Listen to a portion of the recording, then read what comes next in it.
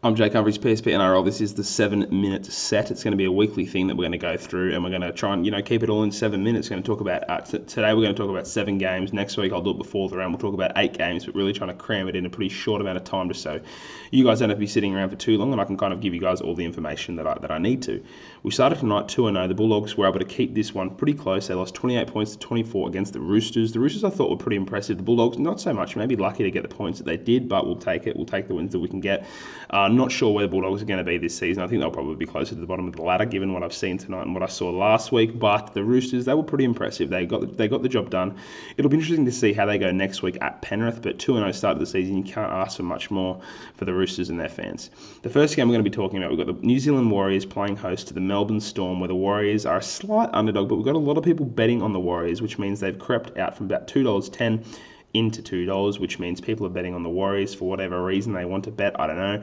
In terms of head-to-head tips, I like the Storm in this one. I feel like the Storm are going to be able to frustrate the Warriors defensively. I think they're going to take their opportunities when they're presented to them, so they might repel the Warriors, for example, for 3 or 4 sets in a row. Then they might get the ball back and be able to march down the field and score. But basically what I'm saying is I think they'll be more efficient with their possessions.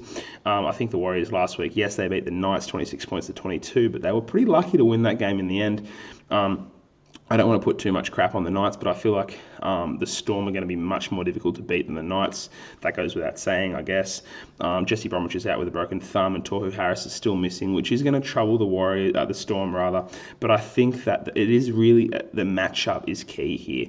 I feel like the Storm are going to be able to frustrate the Warriors. Shaun Johnson's kind of playing by himself at the moment in the halves. No disrespect to the debutant in 5'8". I think he's a good young talent, but until Kieran Foran gets back, I think that they might have a little bit of an issue there. I just feel like Shaun Johnson is going to have a big workload to kind of do on his own in terms of playmaking, and I feel like that's going to be difficult against a team like Melbourne who do defend so well. So I think that it will be a bit tricky for Shaun Johnson to handle things there, especially against Melbourne. It would be good to see Shaun Johnson come out and have a great game, because I do love him, but I think this spot for the Warriors is going to be a bit too difficult for them to get the win. I think the Warriors are going to make the top 8, but I don't think they're ready to make this kind of statement. Next one. Brisbane Broncos against the North Queensland Cowboys. Look, for me in this one, the Cowboys are probably going to just be able to edge the Broncos. We have the Cowboys at +2 for 3 stakes, which is one of our biggest bets of the week. The reason I like the Cowboys in this one, I think the Broncos were a little bit patchy last week against the Sharks. Yes, they were away from home. It's not easy playing in Cronulla. But to me, their edges were a little bit suspect offensively, and I think the Cowboys, they stole the show last week in a really high-quality game against the Raiders, where they weren't perfect offensively, but they got the job done in the end. Granted, it did take a little bit of luck for them to get that win, but the way they got themselves to that position with relentless defence and continuous attack, and it was just really impressive. Jason Taumalolo was fantastic. It's going to be a really good battle to see Taumalolo, Ethan Lowe, Gavin Cooper go up against Matt Gillette, Sam Thaiday, Josh Maguire. It's going to be a really good clash, but I think when you can get the 2 points in a game like this that could be decided by 1 point or less, I think it's a good deal for us. I think the Cowboys are going to be able to get the win against the Broncos, and that's why we're on them. The next game, Newcastle Knights playing host to the Gold Coast Titans. I don't know what the Titans are doing. I kind of feel like they're in a bit of a difficult spot. Jared Hayne doesn't look like he really wants to be playing for the Titans that much. I think they lacked a bit of enthusiasm last week. Nathan Peets means the world to that team, and until that guy's back, I'm going to have a bit of a hard time picking them. The Knights were enthusiastic last week. They're a young bunch of blokes. I think this is the time you want to take the Knights, especially when you can get +6 at home. I think this is going to be where they're at their most enthusiastic when you talk about at the beginning of the season in front of their home crowd. +6 is a big line for a home team. The Titans could come out and win this thing by 1, 2, 3, 4, 5 points, and we can still get the cover with +6. I think +6 is a good cushion for the Knights, and I think that they're going to cover it. So Manly Seagulls versus the South Sydney Rabbitohs. I'm going to keep this one pretty short. Manly losing to Power is a big issue for them, because he's their biggest, most intimidating, most imposing forward figure. Without him, their forward pack looks very slim. They've got Nate Miles, I believe, in one front row, and Brenton Lawrence in the other. Coming up against the Rabbitohs, who do boast a pretty big pack, I think with Greg Inglis on the sideline, it may even complement their team. It's as crazy as that sounds, because Greg Inglis is a superstar, one of the greatest we've seen in the last decade for sure.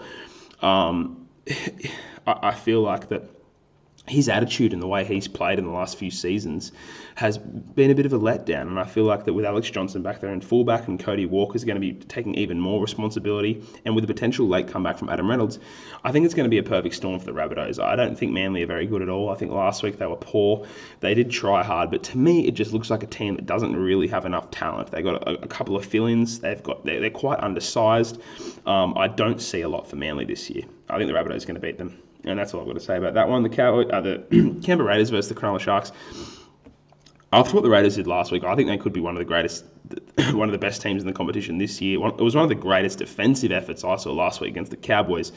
They held them out for set after set after set. They had a man in the sin bin, and they were still able to do that without Jared Croker, who is probably their best defensive player, without Junior Paula, who's going to help them a lot. They're both coming back this week against the Sharks team, who haven't named Valentine Holmes, who means so much to their backline. You've got the premiership hangover. I faded the Sharks week 1. I think the Raiders at home, after what happened last week in the first week of the finals, whether a Sharks rubber beat the Raiders in the controversial Michael Ennis Viking clap, all that stuff, it sticks with the Raiders. Their fans, their team, Ricky Stewart in particular, ex-Sharks coach, they're going to want to beat them. I think the Raiders are going to come out, they're going to give it to the Sharks.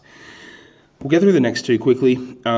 West Tigers, Penrith Panthers, Campbelltown, Sunday afternoon. This one's going to go over the total. I've got 42.5 on William Hill for 3 stakes. I think this one's going to be a shootout. Don't ask me who I think is going to win, but basically I think that both teams are going to be able to throw it around. They were both pretty... the Rabbitohs were able to get some easy tries on the Tigers last week. The Tigers scored a bunch. And then the Panthers conceded 42 points to the Dragons. I do think the Panthers will play better, but I still don't think their defense is fantastic.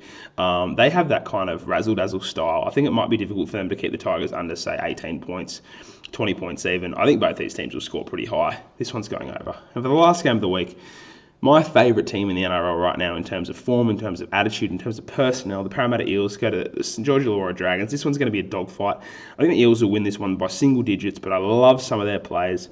I love Bevan French. I love Clinton Gutherson. I love Corey Norman. I love what the Dragons did last week against the Panthers, and I don't want to sell them, especially in Wollongong. It's such a tough place to win. But for this one, I like either team to win by 12.5 or less, and I like Parramatta Eels at the head-to-head. I just think they have a little bit more... I think they have a little bit more direction, a little bit more strike than what the Dragons do. It's going to be an arm wrestle, but I think the Eels will win. You've got my tips. If you haven't heard all of them, I haven't mentioned all of them either. We've got the post and PSP subscribers only. But if you're a viewer who you're not subscribed to the package, extract what you can from this video. Consider it as a freebie. Message me and ask questions if you've got any. And keep your eyes out for some winners this weekend. We're going to do a good job. Thanks, guys.